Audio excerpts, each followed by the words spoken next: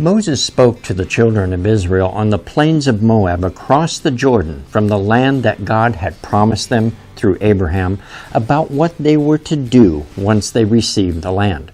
Deuteronomy 26, 1-3.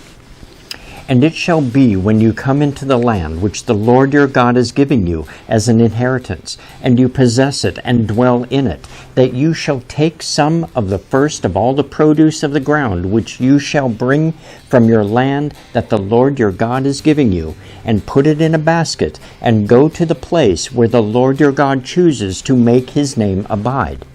And you shall go to the one who is priest in those days, and say to him, I declare today to the Lord your God that I have come to the country which the Lord swore to our fathers to give us. Each year they were to bring their firstfruits offerings to the Lord and declare that they had received the inheritance of the land that God promised to give them. This was actually just the beginning of what they were to declare. What was the purpose of this yearly declaration? What else were they to specifically do when they entered the land? And how does this all point to Yeshua? And what does it mean for our lives today? I'm Dan Cathcart, and this is Shadows of the Messiah.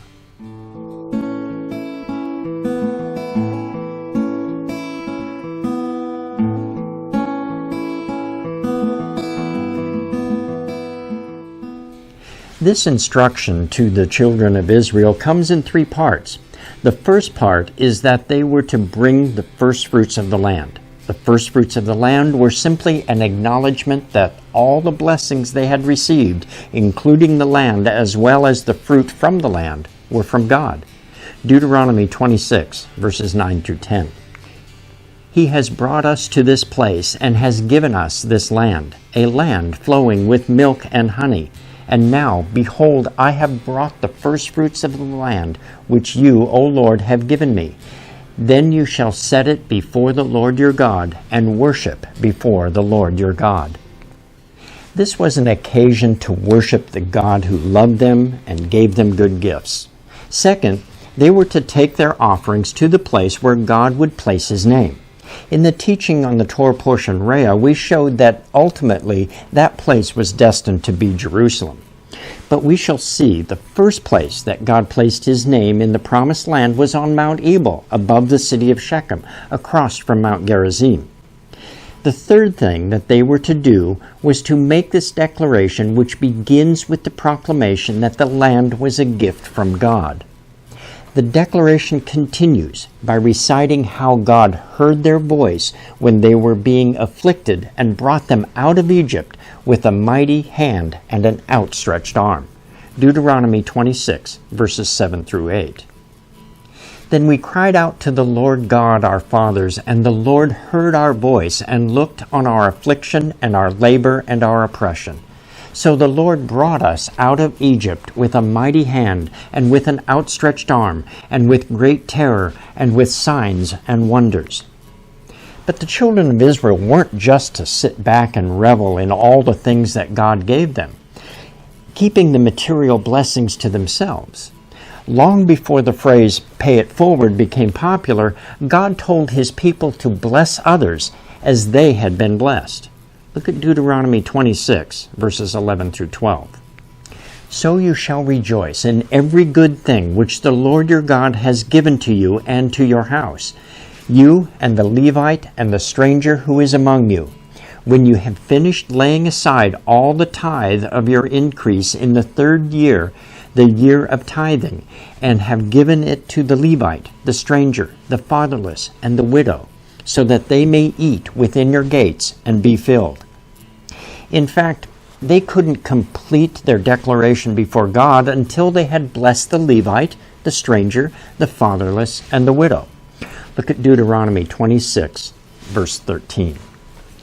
Then you shall say before the Lord your God, I have removed the holy tithe from my house, and also have given them to the Levite, the stranger, the fatherless, and the widow, according to all your commandments, which you have commanded me. I have not transgressed your commandments, nor have I forgotten them. They were to provide for the Levite because God set the Levite aside for service to him, and they did not receive an inheritance in the land. This was not a new instruction. Moses had already told them that taking care of the Levite, the stranger, the fatherless, and the widow was a necessary condition for continuing to receive God's blessing. Look at Deuteronomy 14, verses 28 and 29. At the end of every 3rd year you shall bring out the tithe of your produce of that year, and store it up within your gates. And the Levite, because he has no portion nor inheritance with you, and the stranger, and the fatherless, and the widow, who are within your gates, may come and eat and be satisfied, that the Lord your God may bless you in all the work of your hand which you do. Yeshua backs up this request from God to take care of the stranger and the fatherless and the widow. He told his disciples that when the Son of Man came, the reward he handed out would be based on how each one treated those who were in need. Look at Matthew 25, verses 34 through 36. Then the king will say to those on his right hand, Come, you blessed of my Father, inherit the kingdom prepared for you from the foundation of the world. For I was hungry, and you gave me food. I was thirsty, and you gave me drink. I was a stranger, and you took me in. I was naked, and you clothed me. I was sick, and you visited me. I was in prison, and you came to me. James, the brother of Yeshua, tells us that pure religion is lived out by taking care of the fatherless and the widow, as well as keeping oneself separate from the world. James 1, verse 27. Pure and undefiled religion before God and the Father is this: to visit the orphans and the widows in their trouble, and to keep oneself unspotted from the world. Now, going back to Moses and the declaration the children of Israel were to make before God and each other, it concludes with asking God to continue to bless them. Deuteronomy 26, verse 15. Look down from your holy habitation, from heaven, and bless your people Israel and the land which you have given us, just as you swore to our fathers, a land flowing with milk and honey. This declaration was actually to be done 3 times a year at each of the 3 harvest times. Deuteronomy 16, verses 16 through 17. 3 times a year all your males shall appear before the Lord your God in the place which he chooses, at the feast of unleavened bread, at the feast of weeks, and at the feast of tabernacles. And they shall not appear before the Lord empty-handed. Every man shall give as he is able, according to the blessing of the Lord your God, which he has given you. The observance of these feasts and the firstfruits offerings that were to accompany them was so important that God said he would protect their borders when they presented themselves before God at the place where he placed his name. Exodus 34, verse 24. For I will cast out the nations before you, and enlarge your borders. Neither will any man covet your land when you go up to appear before the Lord your God 3 times in the year. Now let's turn back to the first place where God placed his name in the land of Israel. Deuteronomy 27, verses 4 through 5. Therefore it shall be, when you have crossed over the Jordan, that on Mount Ebal you shall set up these stones, which I command you today, and you shall whitewash them with lime. And there you shall build an altar to the Lord your God, an altar of stones. You shall not use an iron tool on them. God referred to this place when he first spoke the 10 words to the children of Israel at Mount Sinai. Exodus 20, verses 24 through 25. An altar of earth you shall make for me, and you shall sacrifice on it your burnt offerings and your peace offerings, your sheep and your oxen. In every place where I record my name, I will come to you, and I will bless you. And if you make me an altar of stone, you shall not build it of hewn stone, for if you use your tool on it, you have profaned it. This was the first place they were to set up an altar to God in the Promised Land. This altar was a different altar than the bronze altar built specifically for use in the tabernacle of God. The bronze altar was built of acacia wood and coated with bronze, not stone. It was the work of gifted artisans, commissioned by God to build all the articles of the tabernacle. The altar of stone was made of raw stone that had not been worked by the hand of any man. So what was the purpose of this special altar that God required them to build when they came into the land? First, there was only to be one altar built, and it was to be built where God placed His name. They were not to bring their offerings anywhere except to the one place where God placed His name. Deuteronomy 12:13 through 14. Take heed to yourself that you do not offer your burnt offerings in every place that you see, but in the place which the Lord chooses. In one of your tribes, there you shall offer your burnt offerings, and there you shall do all that I command you. So this altar of God set up on Mount Ebal was for a special event. The event was the renewing of the covenant that God had made with the children of Israel at Mount Sinai. Moses instructed the people on what would happen on that day. Look at Deuteronomy 27:9 through 10. Then Moses and the priests, the Levites, spoke to all Israel, saying, Take heed and listen, O Israel.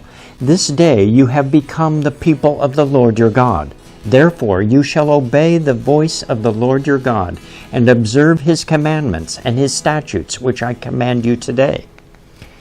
The altar used to establish the covenant at Mount Sinai was also made of stone, where the children of Israel brought their burnt offerings and their peace offerings. Look at Exodus 24, verses 3 through 5. So Moses came and told the people all the words of the Lord and all the judgments. And all the people answered with one voice and said, All the words which the Lord has said we will do. And Moses wrote all the words of the Lord. And he rose early in the morning and built an altar at the foot of the mountain, and 12 pillars according to the tribes of Israel. Then he sent young men of the children of Israel who offered burnt offerings and sacrificed peace offerings of oxen to the Lord. Moses completed the ceremony at Mount Sinai by taking the blood of the oxen and sprinkling half on the altar and half on the people. The people declared that they would do all that the Lord commanded them to do. The events on Mount Ebal recreated this event. The children of Israel didn't have God appearing in smoke and His voice echoing in the thunderings and lightnings as they did on Mount Sinai, so God instructed them to be His voice instead. Half of the people were to stand on Mount Gerizim and shout out all the blessings God would pour out on those who kept the covenant with Him, and the other half were to stand on Mount Ebal and shout out all the curses that would come on Israel if they broke the commandments. Look at Deuteronomy 27:11 through 13. And Moses commanded the people on the same day, saying, These shall stand on Mount Gerizim to bless the people when you have crossed over the Jordan: Simeon, Levi, Judah, Issachar, Joseph, and Benjamin. And these shall stand on Mount Ebal to curse Reuben, Gad, Asher, Zebulun, Dan, and Naphtali. At this ceremony within the promised land, God would establish Israel as His nation. Deuteronomy 28, verses 9 through 10. The Lord will establish you as a holy people to Himself, just as He had sworn to you. If you keep the commandments of the Lord your God and walk in His ways, then all the peoples of the earth shall see that you are called by the name of the Lord, and they shall be afraid of you. Joshua described this covenant ceremony taking place in Joshua chapter 8, just as Moses described. But why did God specify using unhewn stone, stating that using a tool on the stone of the altar would profane the altar? This covenant that God made with the children of Israel was not a covenant made between equal parties. God alone made this covenant possible, and this covenant goes back to Abraham. When God made the covenant with Abraham, God alone walked between the parts of the covenant sacrifice. After Abraham prepared the sacrifice by cutting them into two, he laid the pieces, the parts, across from each other, and God completed the ceremony. Look at Genesis 15, 17 through 18. And it came to pass, when the sun went down, and it was dark, that, behold, there appeared a smoking oven and a burning torch that passed between those pieces. On the same day the Lord made a covenant with Abraham, saying, To your descendants I have given this land, from the river of Egypt to the great river, the river Euphrates. God stated his promise to give the land to Abraham's descendants. Then, at Mount Sinai, God stated his intention to fulfill his promise to Abraham by giving the children of Israel the promised land. Once again, this was not based on anything the children of Israel had done, as the children of Israel declared that they brought their firstfruits offerings to God. It was God who brought them out of Egypt and brought them into the land. It was not by their own power and might. So the altar also had to be a work of God. It was not the work of man, so that man would be lifted up. It was completely the work of God that he should be lifted up. So also, the new covenant is completely the work of God. It is God alone who writes the words of the Torah on the hearts of the house of Israel and Judah that he brings into the covenant. It is by the sacrifice and blood of Yeshua, that the divine Son of God, who brings us into the covenant. Look at Luke 22, verses 19 through 20. And he took bread and gave thanks and broke it and gave it to them, saying, This is my body, which is given for you. Do this in remembrance of me. Likewise, he also took the cup after supper, saying, This cup is the new covenant in my blood, which is shed for you. This altar of unhewn stone represents Yeshua himself. Like the altar, Yeshua was not the product of any man, nor was he beautiful in man's eyes. Look at Isaiah 53, verse 2. For he shall grow up before him as a tender plant, and as a root out of dry ground. He has no form or comeliness, and when we see him, there is no beauty that we should desire him. King Nebuchadnezzar of Babylon had a vision in which an unhewn stone destroyed the image of a man. Daniel interpreted this vision to mean that the unhewn stone was the kingdom of Messiah, which destroyed the kingdoms of men. This altar of unhewn stone then represents the kingdom of Messiah and the everlasting covenant between man and God. It is totally the accomplishment of God. The children of Israel had the choice on that day to enter into the covenant with God, and Moses tells them that today they enter into the covenant. Deuteronomy 26, verses 16 through 17. This day the Lord your God commands you to observe these statutes and judgments. Therefore you shall be careful to observe them with all your heart and with all your soul. Today you have proclaimed the Lord to be your God, and that you will walk in his ways and keep his statutes, his commandments, and his judgments, and that you will obey his voice. At the base of Mount Ebal and Mount Gerizim, Joshua presented the children of Israel with the choice of choosing that day whom they would serve. We also have the choice today of whom we will serve. When we enter into the promised land of the kingdom of Messiah, let us do so by bringing the first fruits of the land and declaring that this day God has brought us out of the Egypt of our slavery to sin and the flesh and brought us into the land flowing with milk and honey. Let us do so today by paying it forward and sharing both the material blessings and the blessings of salvation with the stranger, the fatherless, and the widow. Thanks for watching today. I'm Dan Cathcart, and this has been Shadows of the Messiah. Shalom, and be blessed.